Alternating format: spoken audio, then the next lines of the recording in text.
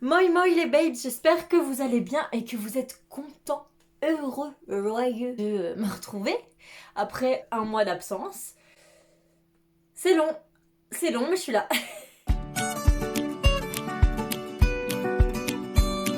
Aujourd'hui on se retrouve pour un update lecture depuis septembre parce que vous avez eu l'update lecture sur mes relectures d'ado, mais vous n'avez pas eu mon update lecture sur le Pumpkin Autumn Challenge et je l'ai pas fini.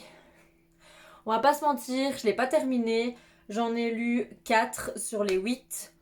C'est déjà pas mal, mais voilà. Et j'ai lu d'autres choses en novembre. Et donc je vais faire les deux ensemble. Donc le Pumpkin Autumn Challenge et novembre. Comme ça, voilà, on avance un petit peu dans ces updates lecture.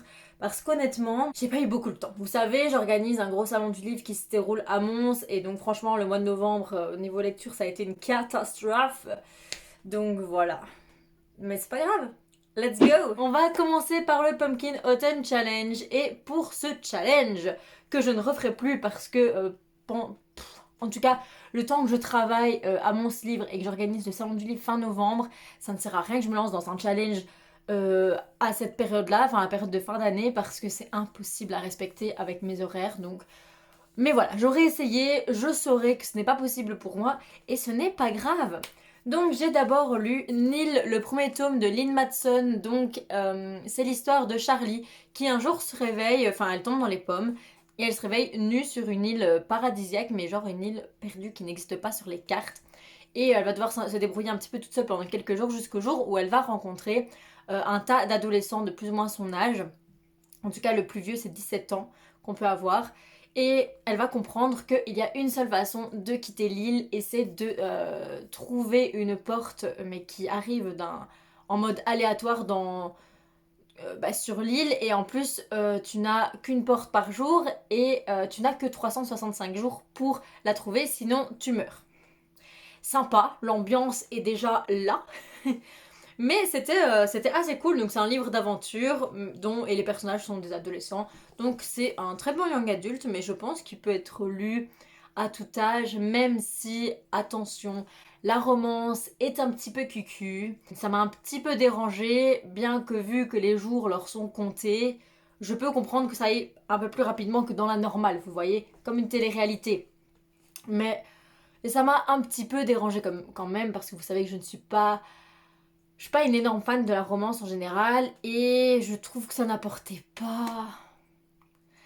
En fait, à part pour la fin, enfin voilà, où t'es attaché au personnage et tout, mais je trouve que l'histoire d'amour n'apporte rien à l'histoire et du coup j'étais là genre pourquoi en mettre une. Mais bon, ça c'est souvent dans les romans ados, il faut toujours qu'ils mettent de l'amour comme si les adolescents n'avaient besoin que de ça dans leur lecture. I don't think so. J'ai quand même mis la note de 4 sur 5, donc c'est une assez bonne note. Et c'est vraiment bien. Le problème, je trouve que du coup, la fin, enfin, il y a une suite, parce qu'il y a 3 tomes, mais la fin ne se finit pas, genre, sur un suspense. Donc ça donne pas trop envie de lire la suite. Et du coup, ben, là, j'étais là, bah oui, c'était bien, mais honnêtement, je sais pas si j'ai envie d'acheter le tome 2 quoi. Je sais pas, il me tente pas. Je sais pas, donc je verrai. Peut-être que si je suis motivée, j'achèterai la suite, mais pour l'instant, pas trop, j'avoue.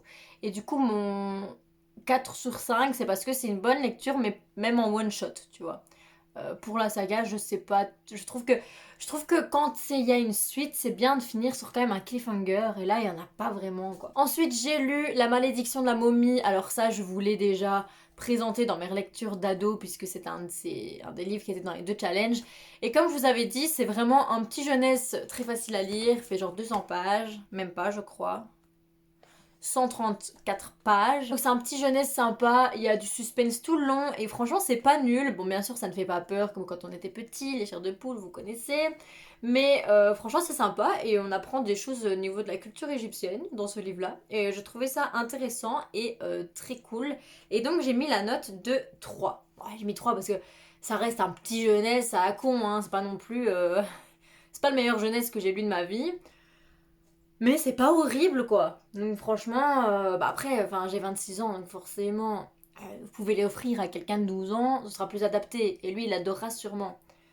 Moi, je suis un peu trop vieille pour ça, mais... J'ai également lu, enfin, le seul et l'unique, le temps hypé, ACOTAR, donc A Court of Thorns and Roses, en français c'est un palais d'épines et de roses, c'est le tome 1 de la saga. Je l'avais depuis longtemps, mais j'avais très peur de le commencer parce que je me disais, mais il est tellement hypé que je vais être déçue, je suis sûre. Je vais attendre à trop de choses. Et honnêtement, au début, c'est ce que je me suis dit parce que je lisais, j'étais ok, ça va faire, elle me saoule un petit peu. Bon, finalement, j'ai adoré l'histoire. En fait, je ne suis pas du tout une adepte des fantaisies avec des fairies. Fée, en français, c'est des fées. Et du coup, je savais pas trop comment attendre. Et en fait, j'ai vraiment bien aimé. L'histoire est vraiment bien. Il y a vraiment plusieurs quêtes dans l'histoire, donc on n'est pas bloqué sur une seule quête tout le long du roman. Il y a plusieurs quêtes, il y a une petite histoire d'amour qui commence et tout. Franchement, c'est sympa. Franchement, c'est vraiment sympa et j'ai assez hâte de lire le deuxième tome.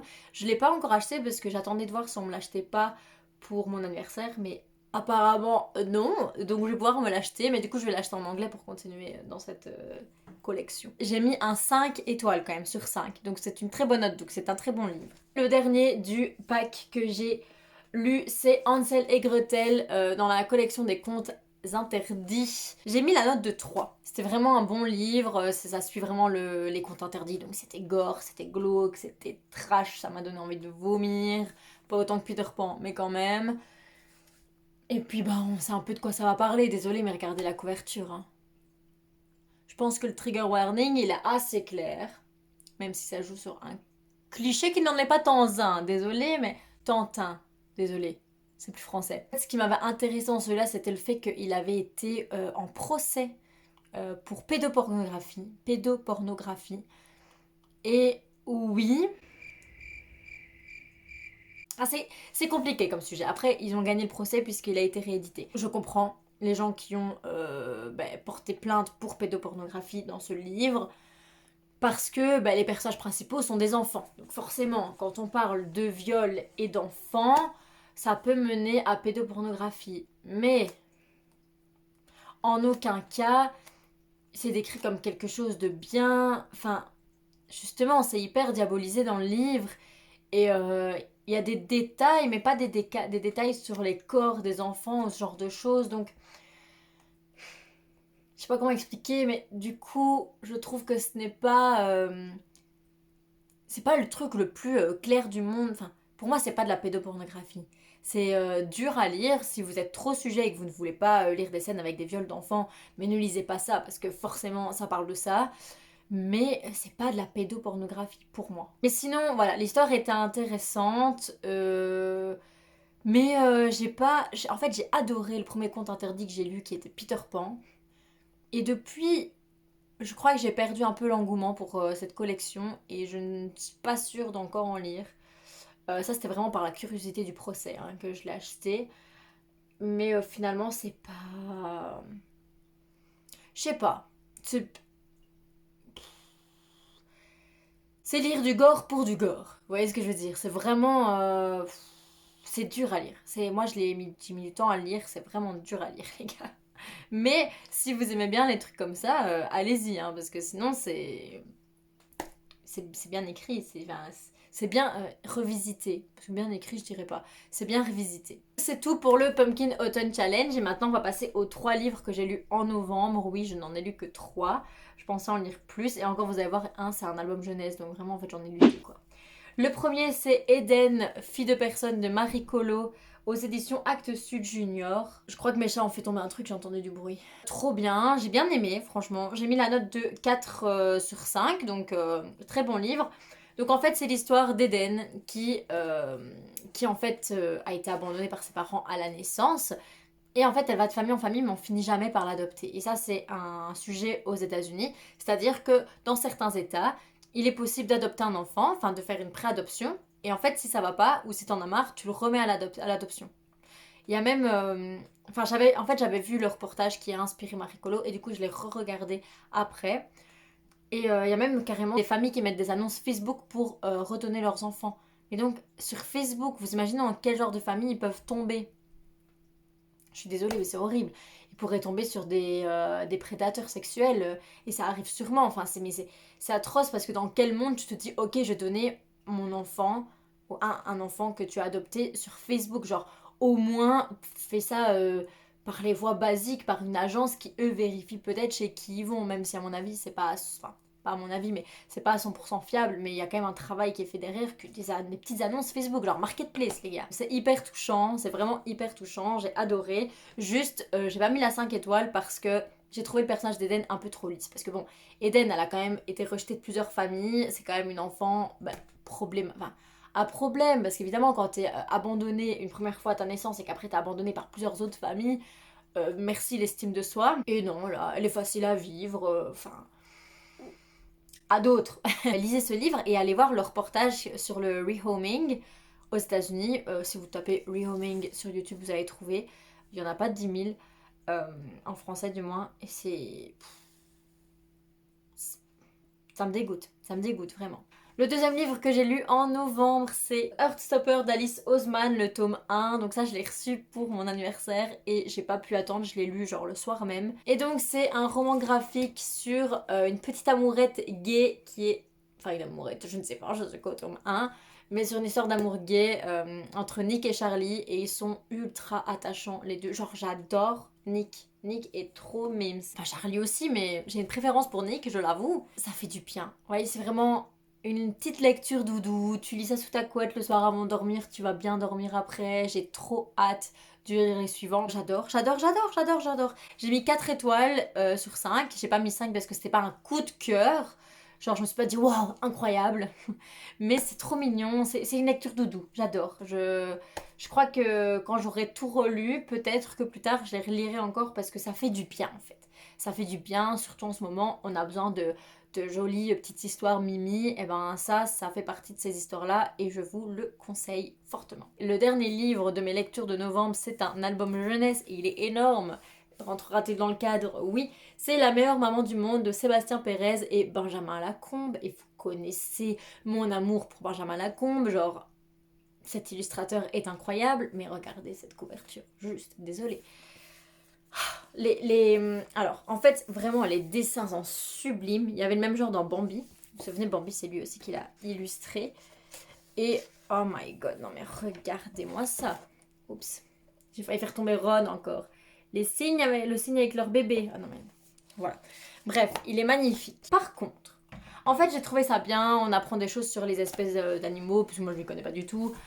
Sur leur façon, combien de temps ils couvrent leurs œufs, ou combien de temps ils sont en gestation. Ce genre de choses, c'est hyper intéressant. Par contre, la partie sur les humains, enfin, je veux dire, on ne fonctionne pas comme des animaux parce que, en plus des animaux, on a la conscience que les animaux n'ont pas. C'est ce qui nous différencie du règne animal. C'est qu'on a une conscience. Et direct, c'est la maman humaine. Bon. Je sais que c'est un album jeunesse sur les mamans. Mais le problème, c'est que toutes les mamans ne sont pas géniales. Et là, c'est vraiment décrit comme si toutes les mamans étaient comme ça. Je vais vous le lire, parce qu'en fait, c'est ça qui va m'énerver. S'il y a bien une maman qui pourrait se plaindre, c'est la maman humaine. Après avoir été malade pendant plusieurs semaines, son ventre s'arrondit peu à peu jusqu'à ce qu'elle devienne trop lourde pour se lever. Bon, déjà, malade, tout le monde n'est pas malade, il y a des petits chanceux. Il y en a qui sont malades tout le long de leur grossesse, le ventre s'arrondit au cul jusqu'à ce qu'elle devienne trop lourde pour se lever, gros n'est pas un caillou non plus. Lorsqu'après de longs mois, elle donne enfin naissance à son bébé, c'est dans des douleurs qu'elle seule peut endurer. Oui, après, parce qu'on n'a pas le choix. Hein. Épuisée mais le cœur rempli de joie, elle entreprend de l'allaiter. Déjà, ça. Désolée. Mais ça m'énerve. Parce que juste avis personnel, moi je ne compte pas allaiter. J'aimerais avoir un enfant, mais je ne veux absolument pas allaiter. Je changerai peut-être d'avis. Il n'y a que les imbéciles qui ne changent pas d'avis. Mais pour l'instant, c'est vraiment un grand non. Et personnellement, je n'ai pas été allaitée. Je n'ai pas des carences, j'ai pas de problème de santé parce que j'ai pas été allaitée. En fait, ce qui m'énerve, c'est que les animaux, il y a une généralité, c'est vrai. Mais chez les humains, on a tellement d'autres possibilités qu'on n'a pas un schéma type. Ne serait-ce pas elle la meilleure maman du monde? Sauf que, ok, c'est vrai que je pense de façon générale, les mamans humains sont comme ça, mais c'est un peu trop... c'est restreindre un peu notre espèce et restreindre l'expérience de plein d'enfants qui n'ont pas eu de maman, ou pas eu de maman présente, ou pas eu de bonne maman. Je sais pas. En fait, je trouve qu'ils auraient pas dû mettre l'humain parce que c'est trop cliché et on en a marre en fait. On en a marre vraiment. À un moment, stop, tu vois. Je trouvais que l'idée de l'album jeunesse était chouette et quand je suis tombée sur la page humain, j'étais ah, c'est pas, ils l'ont pas fait. Non, stop, tu vois. Mais si, ils l'ont fait. J'ai bien aimé jusqu'à cette dernière page. C'est dommage parce que c'est la dernière page donc c'est celle que tu retiens. Mais bon. Ah. Après, on dira que je vais trop loin, nanana. Oui, parce que bon, nous, notre génération, on ne peut plus rien dire, donc... parce que sinon, on dérange les anciens, désolé. C'est un autre débat, c'est un autre débat. C'est tout pour cette update lecture, donc de septembre, octobre, novembre. J'espère que ça vous a plu, j'espère que je vous ai donné envie de lire quelques livres auxquels j'ai donné des assez bonnes notes et qui m'ont marqué positivement. Et puis, on se retrouve la semaine prochaine. Bisous, ciao.